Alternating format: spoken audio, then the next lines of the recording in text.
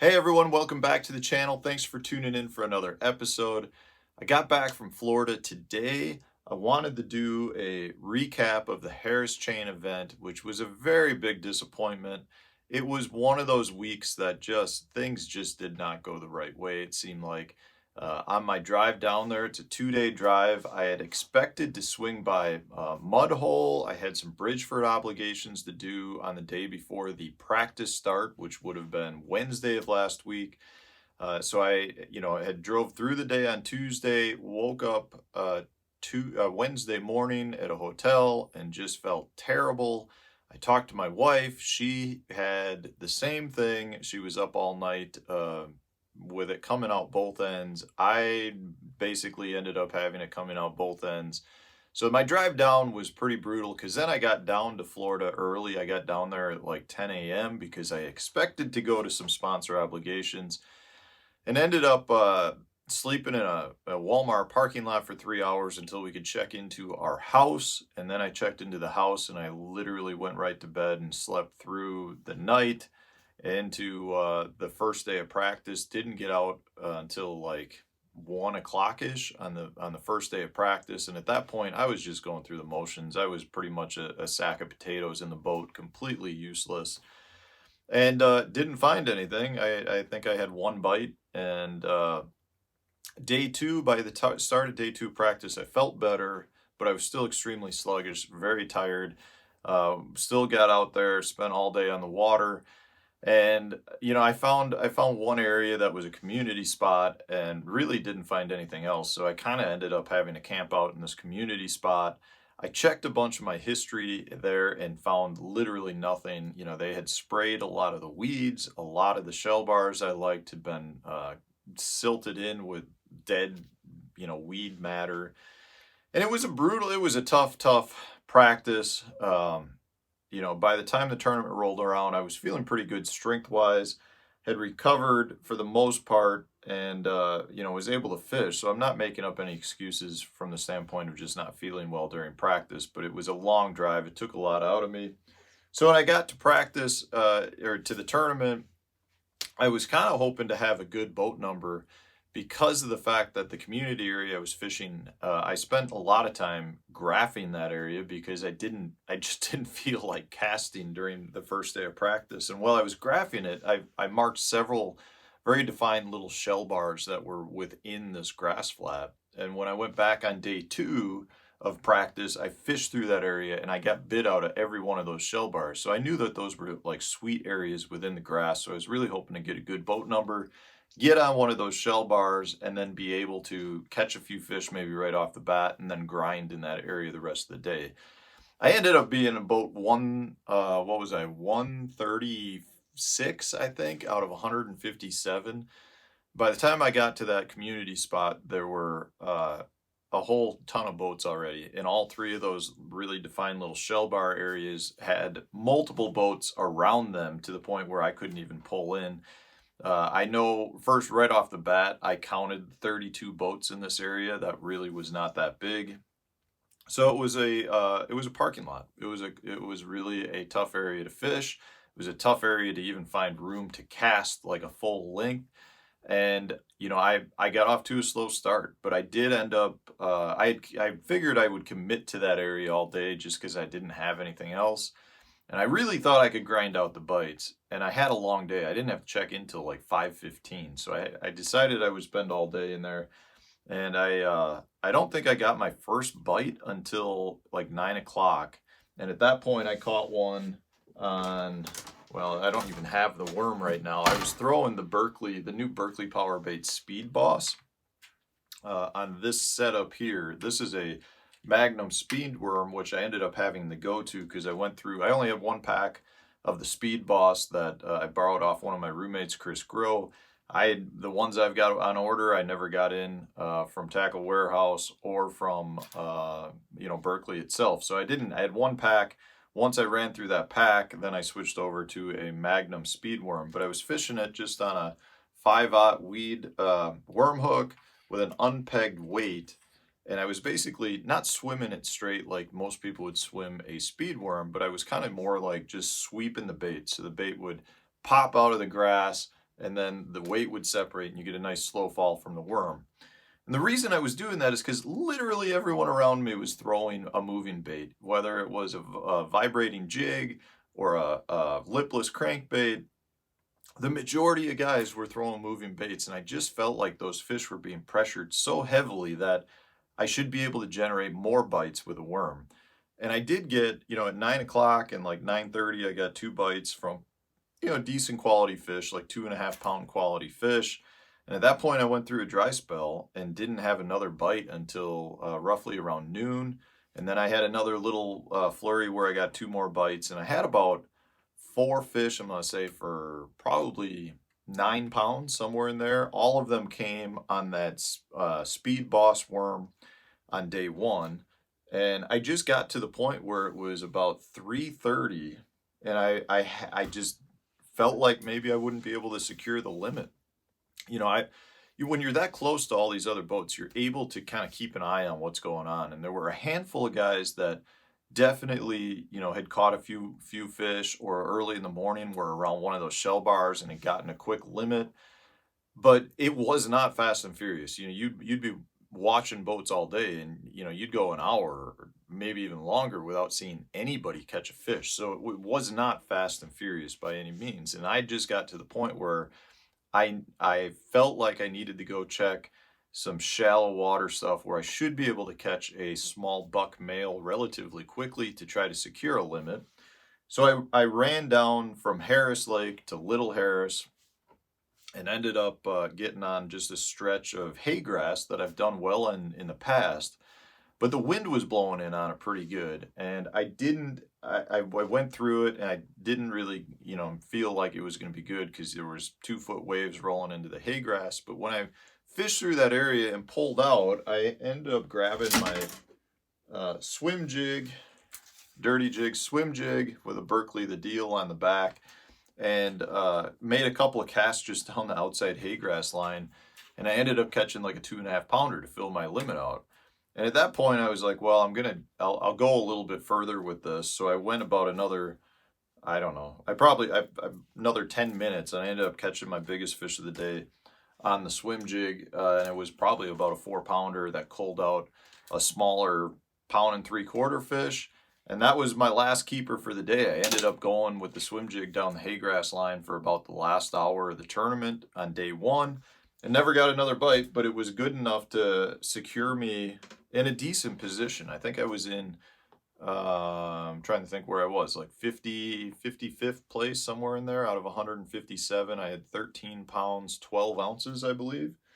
And it felt like I was in decent position. The only problem was I really felt like the area I started in, which was the Banana Cove area, just was out of fish. But I was an early boat day 2, so I figured I'd go back there and check it out, and should be able to start on one of the shell bars, which I did on day 2. And I got there and I caught a short right away, and had a good one crack. I can't show it to you, but the old vibrating jig that Berkeley's got coming out, and I missed that fish. And at that point, there were a couple other fish that were caught in the area. Nothing great. Matt Reed was fishing next to me. Aaron Britt was one of the guys that did really well in there. He was fishing around with, it looked like some sort of lipless crankbait as well as a vibrating jig, and he just seemed to have the retrieve down. So he did really well in there. And then Jason Reyes was the other guy that's done really well in that area, and he was fishing a big 7-inch Cinco. So I don't know why he was able to generate the bites and I wasn't able to do it with a big worm, but I wasn't. So I fished that area again around 9 o'clock. I got a couple of bites. On this day, it was on the speed worm, the mag speed worm. I got one that was probably about 2 pounds, and another that was probably about 2.75 pounds. And those were the only 2 bites I had in there, but I didn't want to die in there, especially since I had caught a couple of good fish on day 2 outside of that area. I kind of had some confidence to go expand in that area that I caught the 2 better fish on day 1 in. So I fished in the Banana Cove area till 11 o'clock, never had another bite. Wasn't seeing many fish get caught again other than Aaron Britt and Jason Reyes. Nobody else seemed to be doing that good. So I bailed on the area around 11 o'clock. Went and picked up my trusty old flipping stick. This is the FP 885 MHX blank. And in this case, I just had it with a 5/16 ounce pegged weight with a Berkeley Max Scent Creature Hog on a Abu Garcia ALF high speed 8.3 to 1 gear ratio reel, and decided I was going to go flipping, put my strength in my hand, and see what I could come up with. And I went and got on some just various hay grass, cattail, just whatever came in front of me. I just decided I'd be pitching at it. And I ended up catching my limit relatively quickly. I probably filled it out by about, I'm going to say 12:30-ish, but I had two that were not even a pound and a half, and then I got one that was probably about 3 pounds, and that filled my limit out. But again, I was a really short day on this day. It was like 3 o'clock. So I decided I would run some other old history stuff, ran around, and generated one probably pound and 3/4 bite on that vibrating jig by Berkeley, and that called out my smallest fish, and I was not able to generate another bite. I went back and spent the last little bit of time I had, the last hour or so, back in the Banana Cove area, thinking if I could get one more bite, I would probably have enough to get a check and get out of there. As it turned out, I didn't get it. I ended up having a little over 11 pounds on day 2. That dropped me down to, I believe I finished in 83rd place. They pay 75. So I missed a check by just a little bit, finished right in the middle of the pack. So 83rd out of 157 boats. From a point standpoint, again, not ideal. It's not a bomb. It's almost like the tournament didn't happen. It's like I might drop a few places in points, but I don't think I'm going to be affected by that much at all. I haven't looked at the point standings. They're probably out right now, to be honest with you, but I will evaluate that and move on. In hindsight, I definitely made a couple of errors. One, to do well in an area like that Banana Cove area where you've got a ton of fishermen, you didn't have a ton of fish, but the quality of fish was good. You have to commit to those areas. You have to buckle down. And I really did on day 1. But on day 2, I think I probably left it a little sooner. I probably should have either gone right back to it as soon as I caught my limit and spent, another extra hour or so in there. Or I should have just said, you know what, I know if I can generate 3 more bites in the last 4 hours of the day, that I probably could get out of there with a check. I just know the importance of a limit. I felt like I could go catch a limit, and I did that. I think the biggest mistake I made, though, when you've got that much pressure and you've got fish that were pretty lethargic, we were coming off a cold front that occurred on our off day, and just fish that are extremely pressured. In my opinion, the best way to get those fish to bite is through a reaction strike. So your baits that are going to generate reaction strikes better than most other baits are going to be your vibrating jigs, your lipless. And I knew that, but I had a really hard time throwing it. I had the baits on my deck. I threw them a few times, but it was one of those things where I just felt like everyone else is doing it. The worm gives them a different look. And the way I was fishing the worm by popping it through some of that grass, I felt like I was still going with the reaction aspect, but still kind of a finessey approach. But it didn't happen. Those fish really did want that reaction strike, and the more potential times you rip the bait through grass and the more times you snap a bait, well, regardless of what it is, the more chance you have a reaction strike. And the more you can make way more casts by throwing those straight retrieve baits back than you can that worm. So they were getting, in my opinion, they were probably making 3 casts to every one of my casts, which just ended up being, I think, a big factor in there. The more casts you made, the more potential you had to potentially put your bait in front of a fish. And I could not get myself to put down the worm because I've had good luck fishing that style there in the past.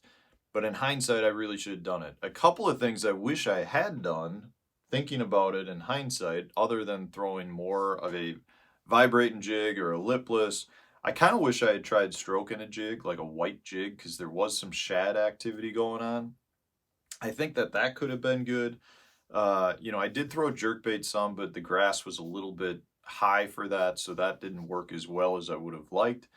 But I also think that I could have probably dragged or thrown a drop shot, you know, either dragged like a Carolina rig through there, or thrown a drop shot, something dropped down to much more of a finesse approach, I guess is what I'm getting at, and tried to soak it in front of those fish.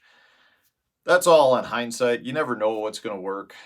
You just go with what you feel like, and in this case, the baits I was throwing in there didn't work as well as I would have liked. You know, I'm disappointed because I like doing well in Florida. Florida is a place that I feel very comfortable in, and I would have liked to have come out of there with some money, because that is something that is, you know, big. That's why we do this. I'm actually going to do a video that I don't want to dive into because I am a little afraid to see the numbers, but I'm going to do a breakdown on the, you know, the expenses involved in the tournament, specifically around fuel prices right now, because a lot of you have asked me whether or not the current fuel prices affect how I'm fishing. So I want to do a breakdown for that, and I'll do another video, so stay tuned for that. Otherwise, guys, yeah, man, I mean, I didn't catch them. I got beat in that area. That's the frustrating part. I know I was in an area that had good quality, maybe the potential to win, probably not, but definitely the potential to have a good finish. Like I said, two guys basically finished in the top 10. You know, they had a great tournament. There were a handful of other checks cashed out of there. I just got beat. Those guys outfished me, and that's the part that's upset, because I like to think I can hang with the best of them, and in this case, I didn't do it. So I should have made some changes, and we'll get them next time. So the next tournament we got is Pickwick Lake. I'd love to have some video footage, guys, but I don't understand what's going on. I'm having major issues with my GoPro footage, and I'm having major issues getting the footage to work properly when I transfer it over to my phone. So I've got to get this figured out.